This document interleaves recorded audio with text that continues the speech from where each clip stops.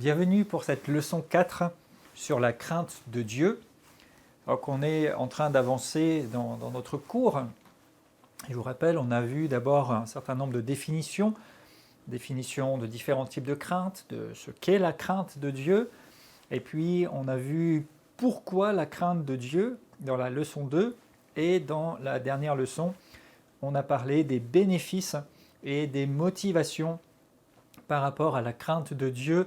Et on a vu particulièrement que notre motivation devrait être de vouloir honorer le Seigneur, de vouloir lui plaire, de vouloir répondre à son amour, à sa grâce, à sa bonté, et de ne pas entacher, limiter notre relation avec lui, ni sa manifestation, la révélation de ses plans, de sa gloire, de sa puissance dans nos vies. Donc c'est quelque chose qui est dans une démarche d'amour, qui est le fruit de notre communion avec le Seigneur, et c'est quelque chose qui vraiment fait partie d'un tout et de notre élan vers Dieu. Ce n'est pas juste comme quelque chose d'extérieur et qu'on veut éviter des conséquences si on ne fait pas la bonne chose, mais c'est vraiment un élan de notre être entier par rapport à la relation, la communion, l'amour que nous avons pour Dieu parce que Dieu nous a aimés, et cette volonté de lui plaire, de le servir, parce que la crainte de Dieu nous amène à nous détourner du mal. La crainte de Dieu produit des choses merveilleuses dans nos vies. C'est ce que nous avons observé dans la dernière leçon.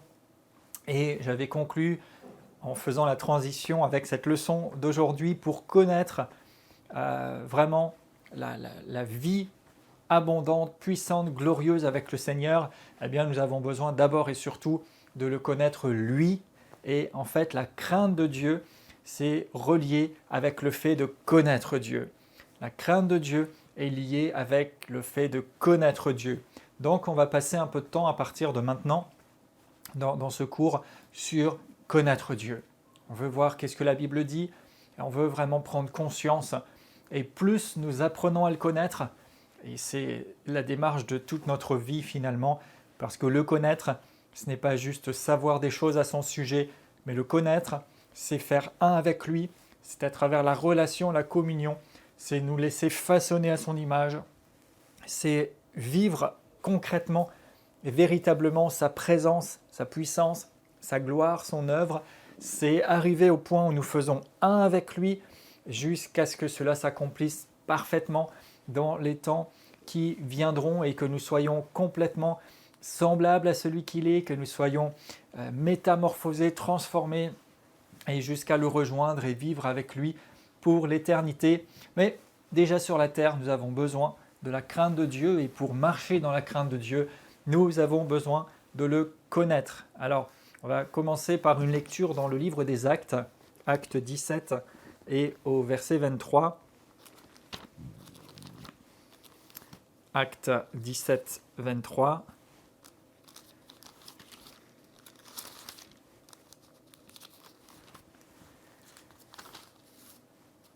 Alors que Paul est ici au milieu d'un certain nombre de gens dans la ville d'Athènes et qu'il cherche à leur annoncer l'évangile, et va leur dire: en parcourant votre ville et en considérant les objets de votre dévotion, j'ai même découvert un autel avec pour inscription à un Dieu inconnu.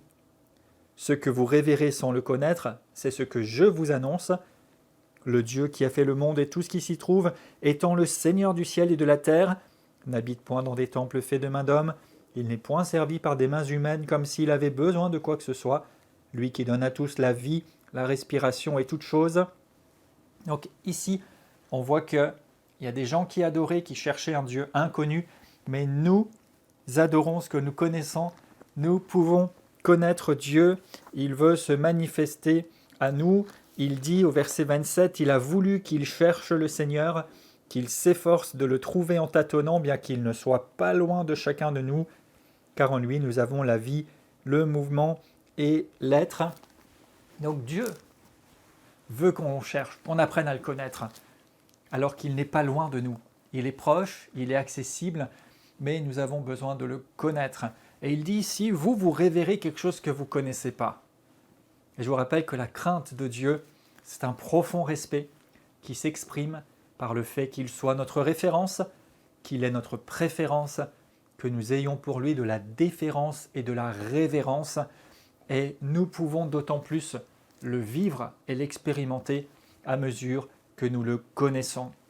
Il veut que nous le connaissions, il veut se révéler à celui qui le cherche. Alors nous voulons être ceux qui le cherchons pour le connaître de plus en plus et voir cette crainte de Dieu grandir à mesure que nous le connaissons. Vous savez, il y a des gens, plus vous apprenez des choses à leur sujet, vous découvrez certains aspects et ça vient vous inspirer un respect parce qu'il y a des choses qui, comme on dit parfois, imposent le respect. Eh bien, plus nous connaissons Dieu, et il est plus que digne de tout notre respect, et bien plus, mais plus nous apprenons à le connaître, et plus ça va faire grandir cette conscience, cette crainte de Dieu. Qu'un Dieu si grand, si puissant, si infini, s'intéresse à nous personnellement, prenne soin de nous, nous ait sauvés et veuille nous utiliser, ça vient inscrire, ça vient amener la conscience de ça. Et vous savez certainement des choses à propos de Dieu, mais mon cœur et ma prière, c'est que vous puissiez connaître de plus en plus Dieu en vivant réellement une communion réelle, intense, en ayant un vrai vécu avec Jésus-Christ glorifié, parce qu'il veut se manifester à vous. Et plus vous apprenez à le connaître, et plus cette crainte de Dieu aussi est une réalité dans votre vie, et plus vous pouvez inspirer cette crainte de Dieu dans votre environnement. Et vous savez, Dieu a voulu se faire connaître, et pour se faire connaître, il a créé les cieux et la terre, qui sont la manifestation de sa puissance, sa sagesse, son pouvoir et de son infini. Et regardez par exemple au psaume 19 et au verset 1er. Psaume 19.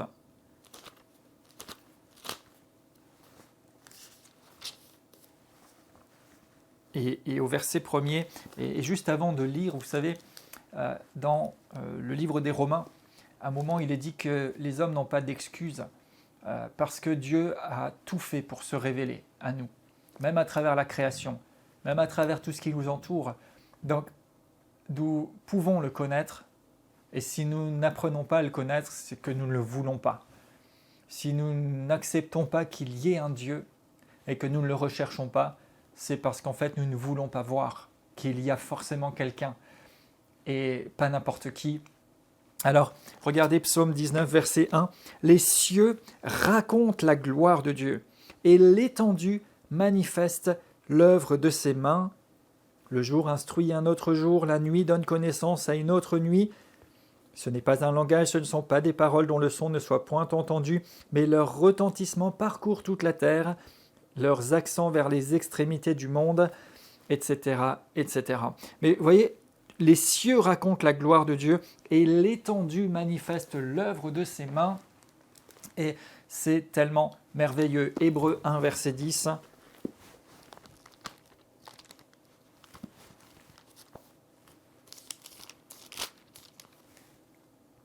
Il dit « Seigneur, tu as au commencement fondé la terre, les cieux sont l'ouvrage de tes mains. » Donc Dieu, à travers le fait qu'il ait créé les cieux et la terre, ça raconte sa gloire, ça raconte l'œuvre de ses mains.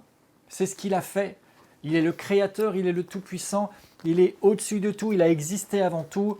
Je vous rappelle, on avait observé déjà certains de ces aspects sur le fait que Dieu était avant toute la création, que dans les temps éternels déjà il était là, et puis il a ordonné, les choses ont existé. Mais les cieux, l'étendue raconte sa gloire.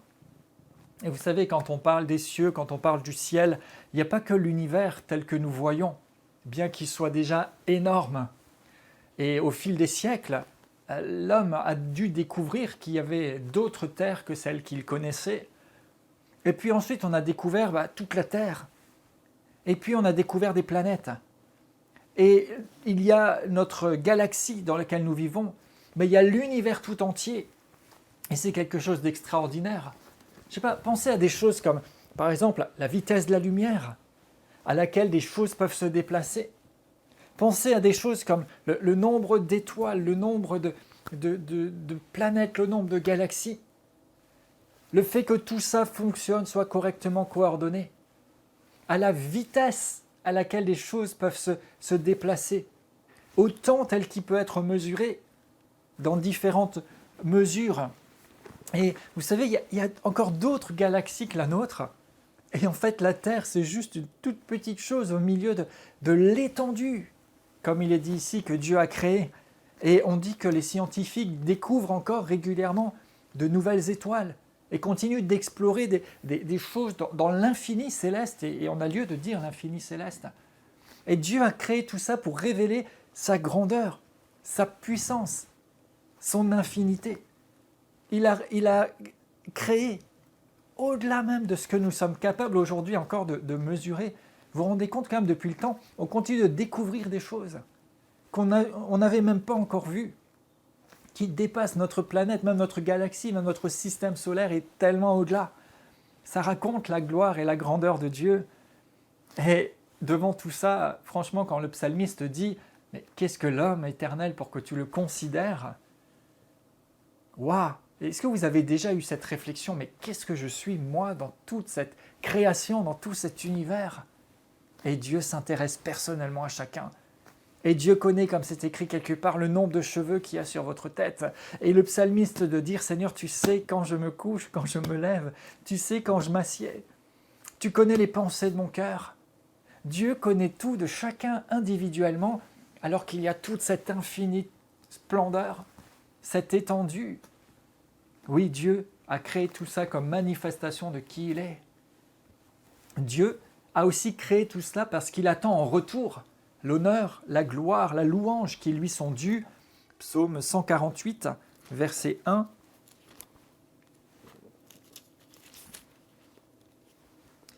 Louez l'Éternel du haut des cieux, louez dans les lieux élevés, louez-le, vous tous les anges, louez-le, vous toutes ses armées, louez-le, soleil et lune, louez-le, toutes les étoiles lumineuses, louez-le, cieux des cieux, et vous, ô qui êtes au-dessus des cieux, qui louent ton nom éternel, car tu as commandé et ils ont été créés.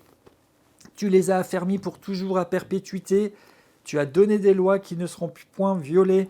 Louez l'Éternel du bas de la terre, monstres marins sous les abîmes, feu et grêle, neige et brouillard, vent impétueux qui exécutait ses ordres, montagnes et collines, arbres fruitiers, tous les cèdres, animaux et bétail, reptiles et oiseaux, rois de la terre et tous les peuples, princes et juges de la terre, jeunes hommes et jeunes filles, vieillards et enfants, qu'ils louent le nom de l'Éternel, car son nom seul est élevé. Sa majesté est au-dessus de la terre et des cieux. Il a relevé la force de son peuple, sujet de louange pour tous les fidèles, pour les enfants d'Israël, du peuple qui est près de lui. Louez l'Éternel. Et il y a ainsi nombreux psaumes qui appellent à louer l'Éternel et à ce que toute création loue l'Éternel. Même ce qui est au-dessus des cieux, ce qui est au-dessus des cieux des cieux. Et ça témoigne de ce que nous disions à l'instant, c'est qu'il y a beaucoup plus que ce que nous connaissons aujourd'hui et ça dépasse largement notre planète et notre galaxie. Et Dieu demande à ce que tous le louent dans toutes ces dimensions qui nous dépassent. 1 Timothée 2, verset 8.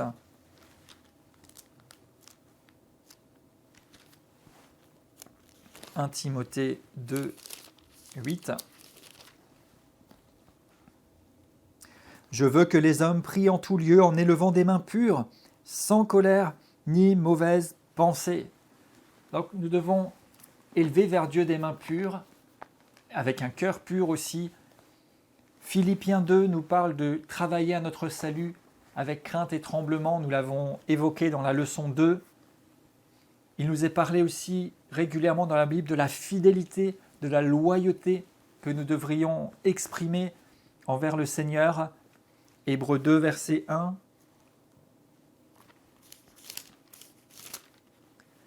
C'est pourquoi nous devons d'autant plus nous attacher aux choses que nous avons entendues, de peur que nous ne soyons emportés loin d'elles. Car si la parole annoncée par des anges a eu son effet, et si toute transgression et désobéissance ont reçu une rétribution, comment échapperions-nous en négligeant un si grand salut? Le salut annoncé d'abord par le Seigneur nous a été donné par ceux qui l'ont entendu, Dieu appuyant leur témoignage par des signes, prodiges et divers miracles et par les dons du Saint-Esprit distribués selon sa volonté. Donc, alors que Dieu a tout créé, qu'il est infini, qu'il est tellement au-dessus de ça, comment négligerions-nous un tel salut? Et pas seulement, comme nous l'avons évoqué, par peur de la condamnation et de l'enfer, mais d'abord par reconnaissance et en mesurant ce qu'il a mis en œuvre, ce qu'il a accompli pour nous. On ne veut pas passer à côté de ça. Et il a tout payé, il a tout donné pour qu'on puisse passer toute l'éternité avec lui. Il a considéré que nous sommes si précieux à ses yeux. Et il a des plans tellement merveilleux envers nous, alors que nous sommes si moindres et si peu dans toute la création. Mais il veut recevoir de notre part la reconnaissance, l'honneur, la gloire, que nous acceptions ce salut et que nous vivions désormais pour lui et avec lui. Éphésiens 2.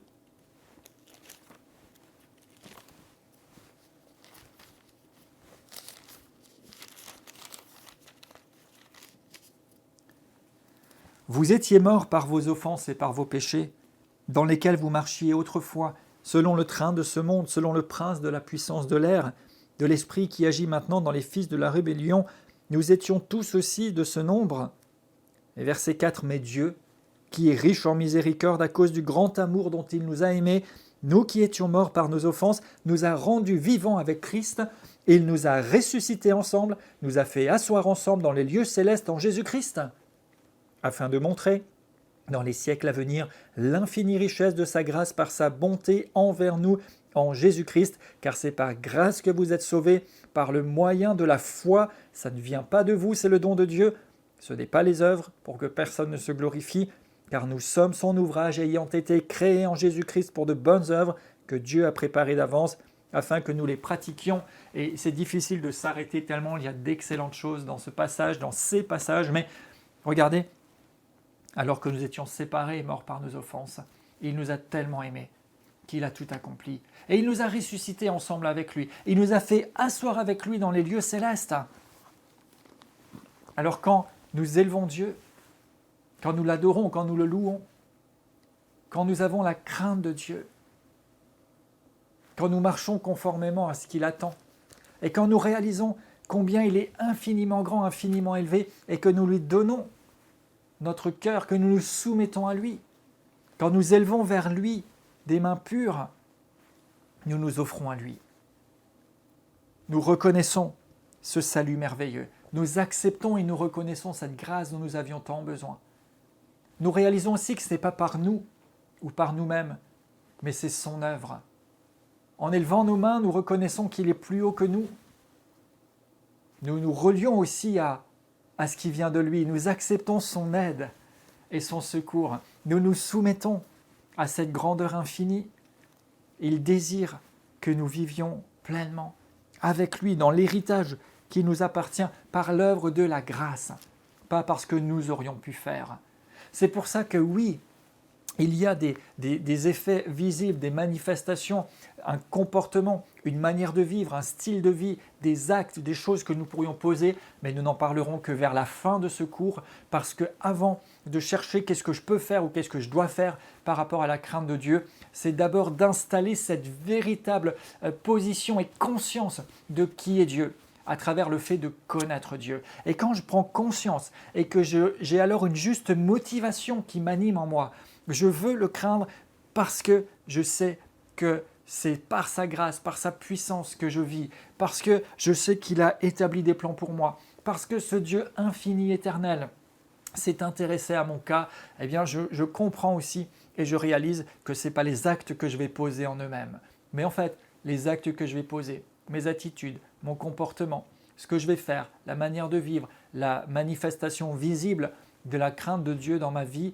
ne sera pas en soi-même quelque chose d'important, mais sera en fait le résultat de la relation, de la conscience, de la révélation que j'ai de Dieu. Alors ça découle naturellement, c'est ce fruit. Je n'essayerai pas de faire plein de choses pour essayer d'être dans la crainte de Dieu, parce que vous savez, vous pouvez faire plein de choses, mais si votre cœur est mal positionné, ça ne vaut rien. Et Dieu regarde au cœur. Dieu ne va pas regarder celui qui a l'air le plus saint, le plus pieux extérieurement, celui qui a l'air de faire le plus de choses, mais Dieu regarde le cœur. Et quand il regarde dans le cœur, il voit ce qu'il y a de vrai. Quand il regarde dans le cœur, il voit ce qui vous motive. Il voit pourquoi vous faites les choses. Il voit dans quel état d'esprit vous êtes. Dieu ne regarde pas si vous levez les mains, si vous chantez plus fort, si vous sautez plus haut, si vous dansez plus, si vous vous allongez par terre pour avoir l'air saint et en communion avec lui. Il regarde votre cœur. Et si vous faites tout ce que je viens de dire, sauter, crier, danser, chanter, être allongé par terre, parce que c'est le fruit de l'élan de votre cœur et d'une communion réelle et d'un vécu réel avec Dieu, alléluia, et ça va produire et ça, c'est agréable à Dieu. Mais si vous faites toutes ces choses alors que votre cœur n'est pas positionné, si vous faites ces choses juste pour montrer aux autres que vous êtes meilleur, ou juste parce que vous suivez un mouvement collectif, mais que votre cœur n'est pas centré sur Dieu, que ce n'est pas le fruit de l'élan de votre cœur, ça ne vaut rien du tout. Car ce n'est pas par les œuvres, mais c'est par la grâce. Ce n'est pas nous, ce que nous aurions fait, ce ne sont pas nos œuvres, on n'a pas à en être glorifié. Mais d'abord, nous voulons inscrire la crainte de Dieu. D'abord, nous voulons avoir la bonne motivation, le juste positionnement de cœur. Et de ce positionnement de cœur va découler un comportement, vont découler des fruits. Alléluia. Dieu, alors que nous étions morts, est venu nous chercher. Nous ne pouvons rien sans lui.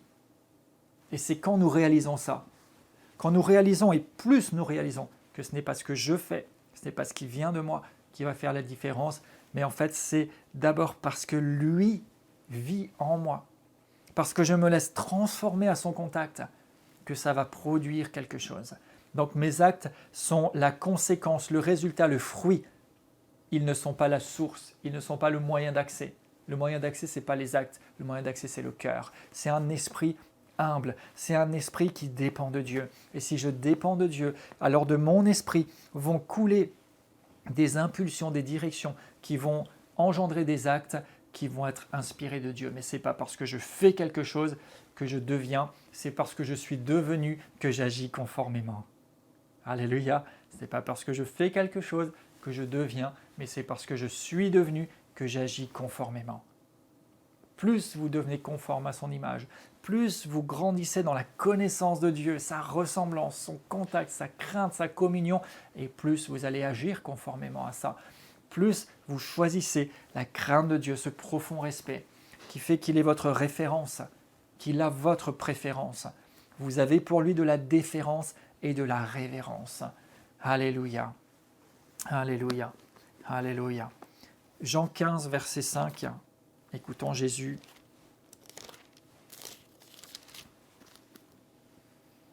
Je suis le cep, vous êtes les sarments. Celui qui demeure en moi et en qui je demeure porte beaucoup de fruits, car sans moi, vous ne pouvez rien faire. Et ça, c'est une parole qui paraît simple, et on peut dire oui, c'est vrai, tout ça. Mais c'est l'une des plus grandes révélations, et l'une des plus grandes prises de conscience qu'un enfant de Dieu puisse avoir. Et je m'adresse aux enfants de Dieu, et je m'adresse aux serviteurs et servantes de Dieu, rappelez-vous toujours, rappelez votre cœur, rappelez-vous, sans lui, vous ne pouvez rien faire. Et rappelez-vous et décidez-vous constamment que sans lui, je ne veux rien faire. Je ne veux faire que ce qui vient de lui. Je ne veux faire que ce qui est le fruit de ma communion et d'une direction divine. Et s'il n'y a pas d'instruction, je ne fais pas. Parce qu'on est capable physiquement de faire beaucoup de choses sans lui, il n'y a pas de souci. Mais sans lui, on ne peut rien faire qui produise du fruit éternel. Sans lui, on ne peut rien faire qui soit véritablement le fruit de son inspiration et qui puisse véritablement lui rendre gloire. Oui, on peut faire plein de choses qui nous rendent gloire à nous.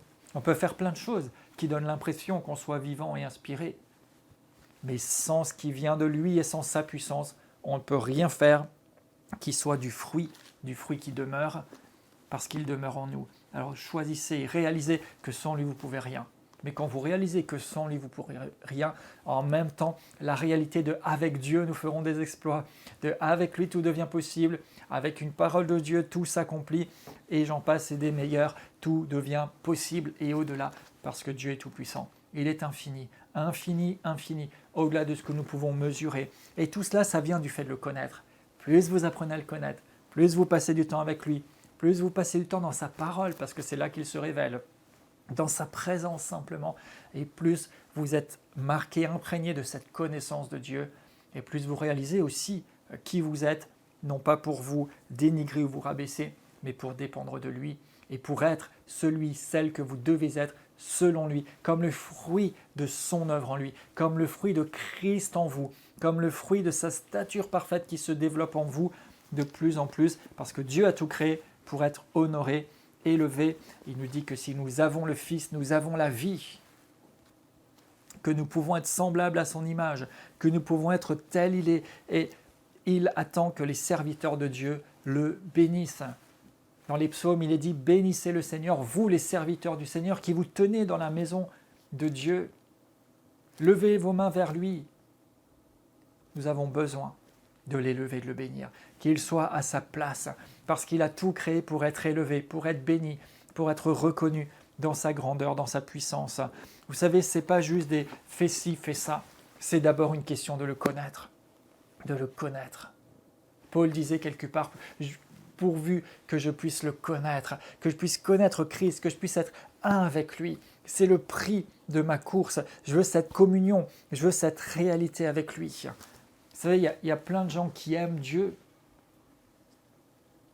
Quelque part, il y a plein de gens qui aiment l'idée qu'ils ont de Dieu, mais qui ne marchent pas forcément dans la crainte de Dieu. Et plus nous connaissons Dieu, plus nous marchons dans la véritable crainte de Dieu, et plus Dieu peut se révéler encore davantage et se manifester encore davantage, et ça continue, parce que vous savez, plus vous apprenez à le découvrir, plus vous le craignez, et plus vous l'aimez, et plus vous recommencez à le découvrir dans d'autres dimensions, parce que plus vous l'aimez, plus vous le craignez, plus il continue de se révéler. C'est une relation qui se développe, se développe, se développe, se développe. Et je crois que nous pouvons et nous devrions retrouver le goût d'aimer Dieu, le goût de connaître Dieu, de le découvrir. Et ça ne se fait pas juste en étant léger, en étant oisif. Ça ne se fait pas juste en disant « Merci Seigneur, j'ai reçu le salut, tu es un Dieu grand, tu es bon, alléluia, amen » et on passe à autre chose. Mais ça se fait dans une recherche, dans une communion, dans une intense relation et qui nous amène à grandir dans sa connaissance et dans la crainte de Dieu. Le livre de Daniel, chapitre 11, verset 32, dit que ceux qui connaissent Dieu sont forts et ils font des exploits. La connaissance de Dieu, ça produit des choses extraordinaires. Et il nous faut le chercher. Regardons Proverbe 2,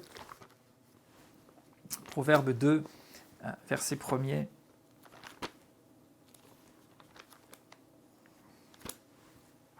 Si tu reçois mes paroles et gardes mes prétextes, rappelez-vous, on l'avait déjà regardé, c'est tellement bon. Si tu rends ton oreille attentive à la sagesse, si tu inclines ton cœur à l'intelligence, si tu appelles la sagesse, si tu élèves ta voix vers l'intelligence, si tu la cherches comme l'argent, si tu la poursuis comme un trésor, alors tu comprendras la crainte de l'Éternel. Et tu trouveras la connaissance de Dieu, car l'Éternel donne la sagesse, de sa bouche sortent connaissance et intelligence. Si tu la cherches comme l'argent, si tu la poursuis comme un trésor, alors tu la trouveras. Vous savez, il y a des gens qui risquent leur vie pour chercher de l'or. À quel point cherchez-vous à connaître Dieu ? À quel point cherchez-vous la sagesse et l'intelligence ? À quel point cherchez-vous à craindre Dieu, à l'honorer, à l'élever ? Il est dit, si tu cherches, donc il faut une détermination, un désir réel et une valeur, que nous accordions de la valeur au fait de connaître Dieu, au fait de le rencontrer, au fait de plus en plus avoir confiance de qui il est. Proverbe 8, verset 17. « J'aime ceux qui m'aiment, dit Dieu, et ceux qui me cherchent me trouvent. » Alléluia. Donc si nous mettons notre cœur à le chercher, nous le trouvons. Nous le trouvons. Et il y a tellement d'autres passages des Écritures, et ce n'est pas tellement ici, on ne peut pas tout mettre, mais vous pouvez trouver à chaque fois que si quelqu'un cherche, il trouve, que ceux qui se tournent vers Dieu, ils se laissent trouver par eux. Et il dit, avec moi sont richesse et gloire, les biens durables de la justice, mon fruit est meilleur que l'or et l'or pur. Donc si nous cherchons Dieu, nous le trouvons et il nous amène à quelque chose qui est encore plus précieux que l'or, plus précieux que l'argent, plus précieux que quoi que ce soit. Et si nous le cherchons, il se laisse trouver. Nous devons le chercher de tout notre cœur. Jérémie 29, verset 13.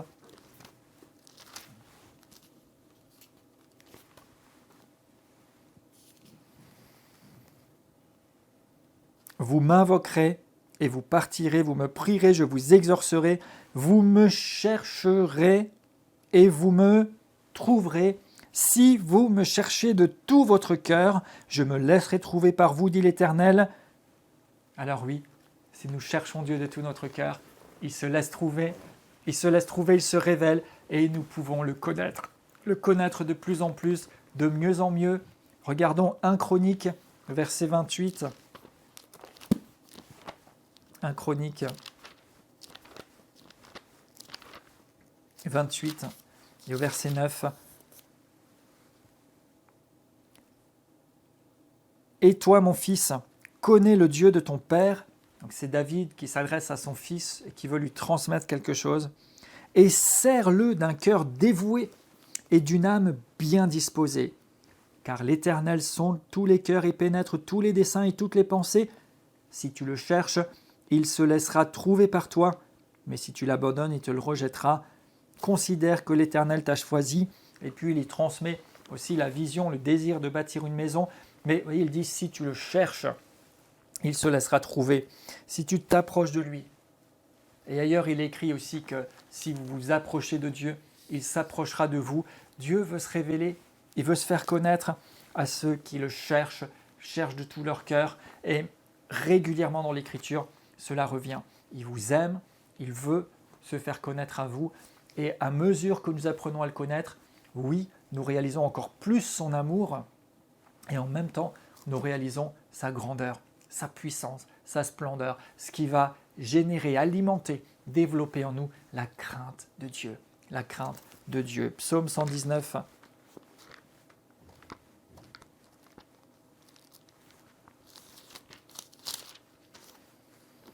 Heureux ceux qui sont intègres dans leur voie, qui marchent selon la loi de l'Éternel.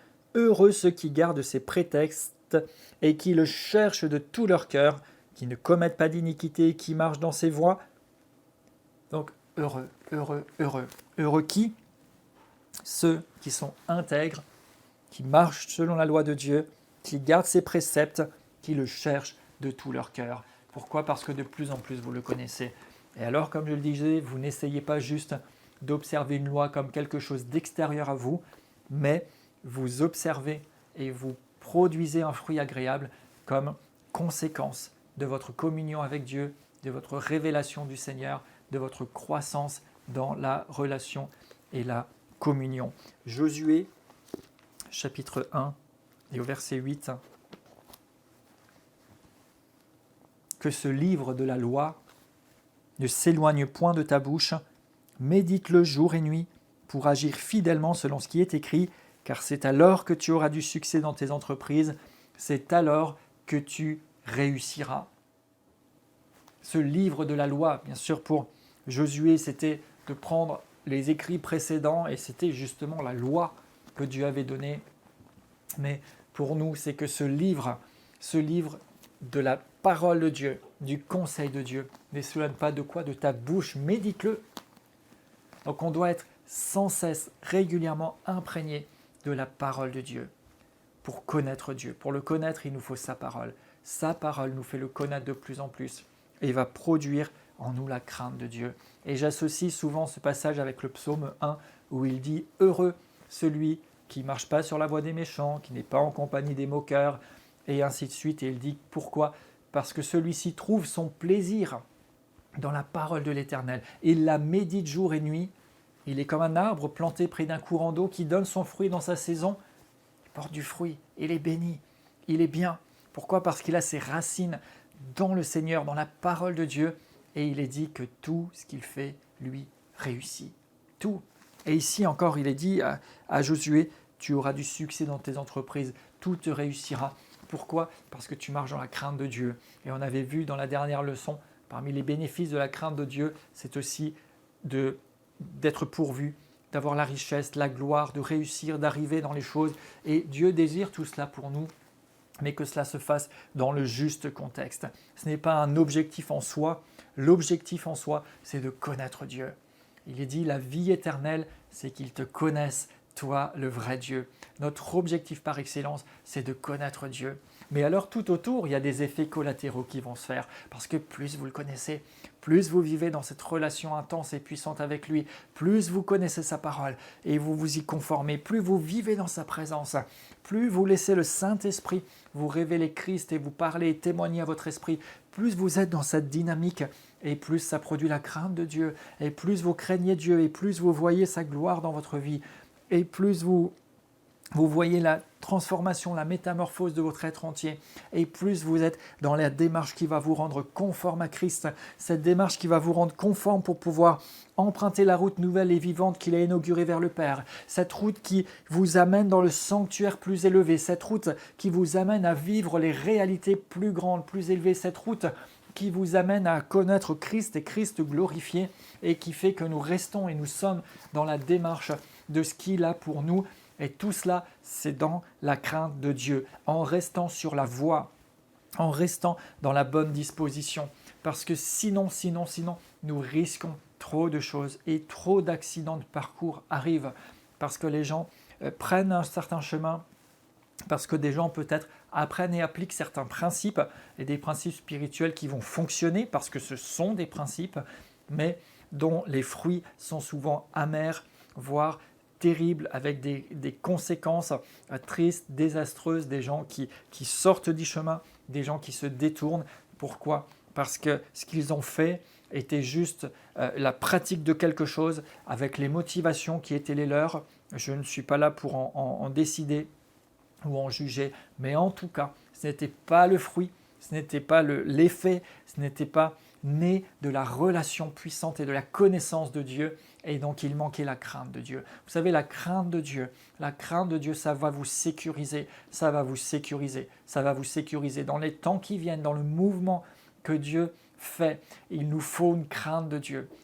Crainte de Dieu profonde pour nous sécuriser, pour ne pas risquer de nous attirer vers nous certaines choses, pour ne pas risquer de sortir de la voie parce que nous serions comme troublés ou déboussolés. Vous savez, il y a des mouvements de Dieu puissants qui peuvent nous troubler humainement.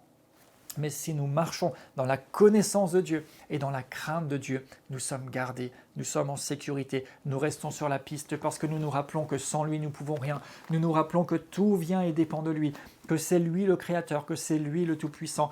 Nous nous rappelons qu'il nous faut constamment être ancrés dans sa parole et dans la communion vivante avec lui. Nous nous rappelons qu'il nous faut manger son corps et boire son sang pour avoir la vie en nous-mêmes. Nous nous rappelons qu'il nous faut vivre pleinement le fait que nous soyons participants de sa nature divine.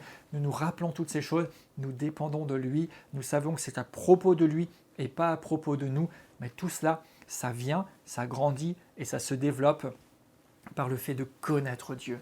Pas juste de savoir des choses sur Dieu, mais de connaître Dieu, de faire des expériences personnelles avec Dieu, d'avoir un vécu réel, intense, de se soumettre, de s'exposer à sa parole qui va nous changer dans notre âme, à sa présence qui va nous transformer, à son conseil, à sa direction, pour que nous puissions être totalement transformés, esprit, âme et corps, et connaître Dieu. Parce que Dieu a tout créé pour faire connaître qui il est, Dieu a tout créé pour recevoir l'honneur et la gloire en retour, mais il y a un monde meilleur à venir, il y a l'éternité. Notre vie sur terre, c'est juste une partie, c'est un passage, mais ça nous prépare et nous pouvons en tirer le meilleur. Le salut, c'est juste un point de départ. Nous voulons maintenant avancer, grandir dans la maturité, marcher dans la crainte de Dieu pour qu'il puisse accomplir ce qu'il a à accomplir, qui dépassera de loin ce que nous avons vu et connu jusqu'à présent. Mais il nous faut la crainte de Dieu, il nous faut une consécration, il nous faut une inclinaison, une obéissance sans précédent, telle que probablement nous n'avions pas encore mis en œuvre, mais il le faut pour que Dieu puisse aussi libérer ces dimensions. Il le fait dans toute sa grâce, mais il ne le fait pas n'importe comment, parce que c'est précieux, c'est précieux. Mais la crainte de Dieu nous met sur la bonne voie et nous garde, va nous garder. La crainte de Dieu, la crainte de Dieu.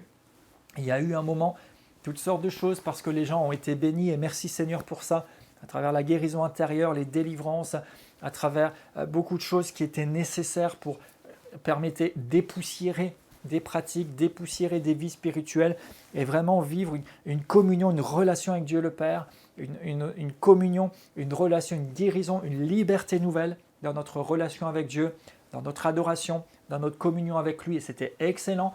Puis il y a eu beaucoup d'enseignements, il y a eu beaucoup de choses, et c'est excellent. Mais maintenant, attention, attention, Dieu, ce n'est pas notre pote, on n'est pas là pour prendre les choses maintenant à la légère sous prétexte de liberté, et il est bon qu'il y ait une conscience de la sainteté. La sainteté. Ça, Dieu n'a pas changé, il est immuable, et que nous marchons dans la crainte de Dieu. Dans la crainte de Dieu. Oui, dans la liberté de fils et filles. Oui, rempli de son amour, de sa faveur, de ses bontés. Oui, plein de joie, plein de réconfort, on peut avoir des élans devant lui.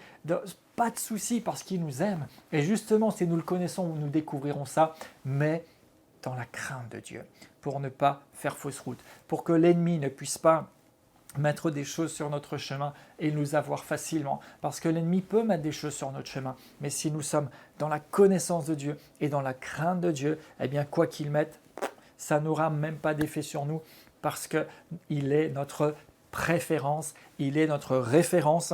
Alors quand il y a une décision à prendre, Dieu est ma référence parce que je le crains. Donc je reçois son conseil et sa direction et j'obéis à sa parole. Il a ma préférence. Donc même s'il y a quelque chose d'alléchant, humainement, charnellement, qui se présente, s'il y a quelque chose d'alléchant même avec un déguisement spirituel qui se présente, ma préférence sera toujours pour le Seigneur, pour la sainteté, pour la communion intense et la relation que j'ai avec lui. Alors si jour après jour, je demeure dans sa parole, je demeure dans sa présence, je demeure dans une communion réelle et vivante avec lui, il a ma préférence, eh bien les autres choses qu'il va y avoir sur le chemin ne vont même pas m'intéresser, je ne vais pas m'y détourner parce qu'il a ma préférence et j'ai pour lui de la déférence et de la révérence par-dessus tout. Alléluia. Donc c'est bon de rester dans cette démarche et pour grandir dans la crainte de Dieu, connaître Dieu, connaître Dieu. Éphésiens 1, 17.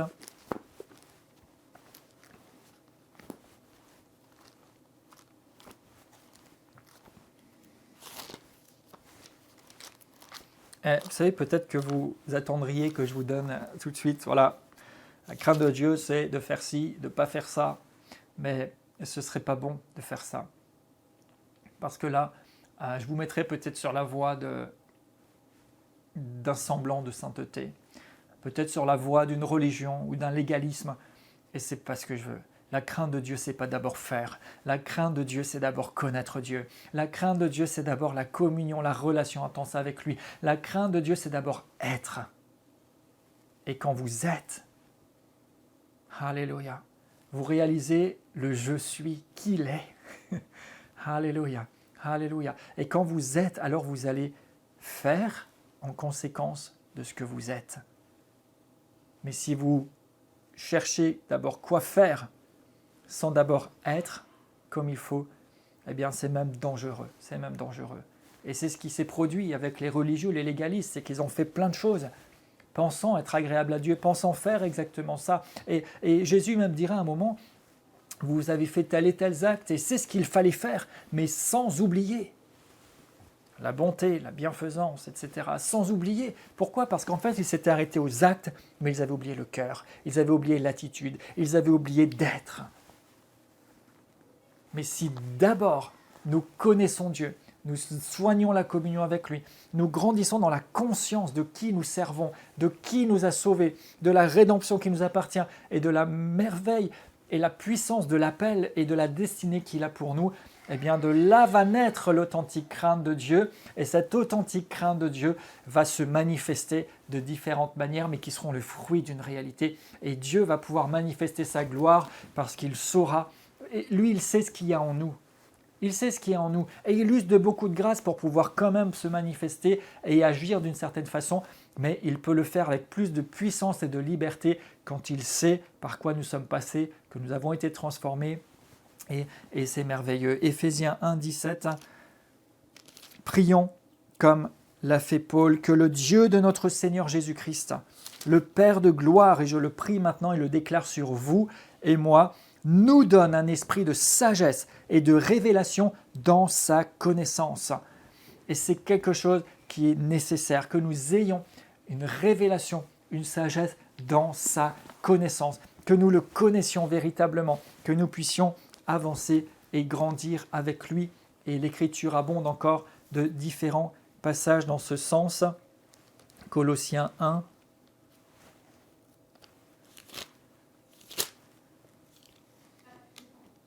Verset 9. C'est pour cela que nous aussi, nous ne cessons de prier Dieu pour vous, et nous demandons que vous soyez remplis de la connaissance de sa volonté, en toute sagesse et intelligence spirituelle, pour marcher d'une manière digne, et lui être entièrement agréable, portant des fruits en toutes sortes de bonnes œuvres et croissant par la connaissance de Dieu, fortifié à tous égards par sa puissance glorieuse. Vous voyez, il prie d'abord qu'on soit rempli de la connaissance de sa volonté, de toute sagesse et intelligence spirituelle pour marcher. Il ne prie pas que vous marchiez d'abord de manière digne pour apprendre à le connaître. Mais il dit d'abord le connaître et alors on peut marcher et porter du fruit et vivre dans la joie, dans la bénédiction, dans la grâce. 1 Pierre 1.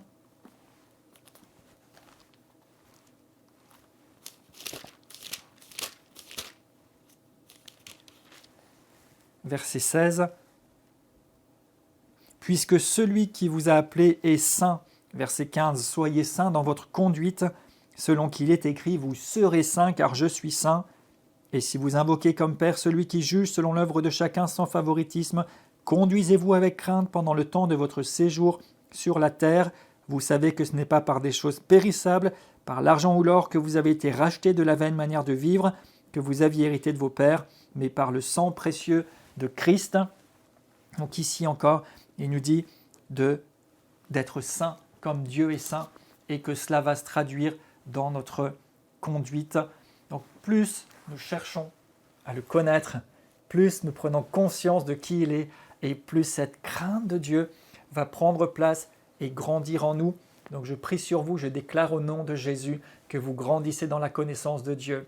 J'appelle à se lever, à se réveiller en vous une soif, une faim, un désir de connaître Dieu.